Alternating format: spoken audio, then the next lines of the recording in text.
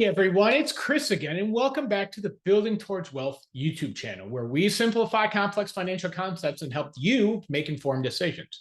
Today, we're diving to an essential topic for every aspiring entrepreneur. What type of entity should I set up for my business? But before we get started, if you're new here, do consider subscribing to our channel, hit that bell icon for regular updates on similar content, and if you find this video helpful, give us a thumbs up. Now let's jump in. Let's understand the importance of choosing the right business entity, because setting up a new business is thrilling, but it comes with a multitude of decisions.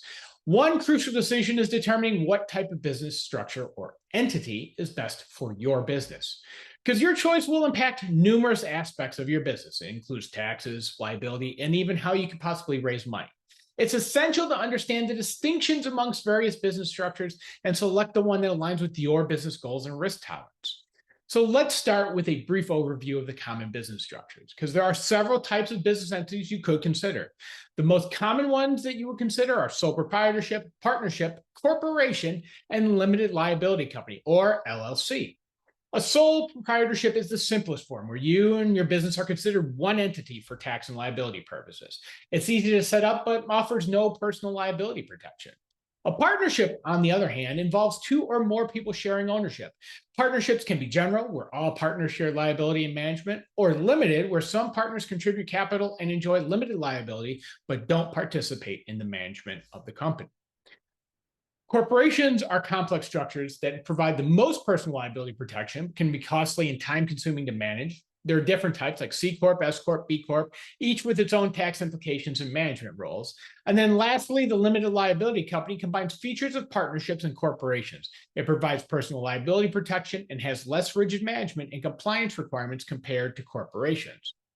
So now that we have an overview here, let's delve into each structure.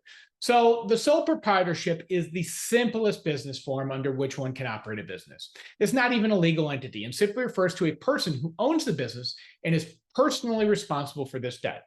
If you choose to operate under this structure, you might put your personal assets at risk. The entity type is suitable for individuals, though, who are the sole owners of the business and have limited resources. The second type is to consider a partnership. Now, the partnership is a business structure in which two or more individuals manage and operate a business in accordance with the terms and objectives that are set out in their partnership deed. This structure allows for more individuals to contribute to the business operations and share in the profits. These profits, however, are taxed as personal income. The structure also means sharing liability. That is, unless you form a limited partnership, which limits liability for some partners. Now, the third structure and entity that we want to talk about is a corporation. Because a corporation is more complex business structure that may include a board of directors, corporate officers, and shareholders. Now, within the structure, there are subtypes. Mainly the ones you're going to be considering are C Corps and S Corps. A C corporation is taxed as a separate entity and also incurs a tax on dividends received by the shareholders. It's a separate body from its owners with its own assets, liabilities, obligations, and rights. An S corporation, on the other hand, allows profits and some losses to be passed through directly to owners' personal income without ever being subject to corporate tax rates. There are restrictions, however, such as a limit on the number of shareholders, that's 100 shareholders, and all shareholders must be U.S. citizens. These structures offer the strongest protection to its owners from personal liability, but they are more expensive and complex to form and maintain than other structures. Now, the fourth structure that we're going to talk about is a limited liability company, or an LLC. An LLC is a hybrid structure that combines the legal and tax flexibility of a partnership on one hand with the personal liability protection of a corporation on the other. The structure prevents owners from being personally liable for company debts. Now, typically, profits and losses can pass through to the owners without taxation at the corporate level. The owners then report this information on their personal tax returns. However, an LLC can also choose to be taxed as an S corporation, which may provide tax advantages depending on the business profits and the tax situation of the owners.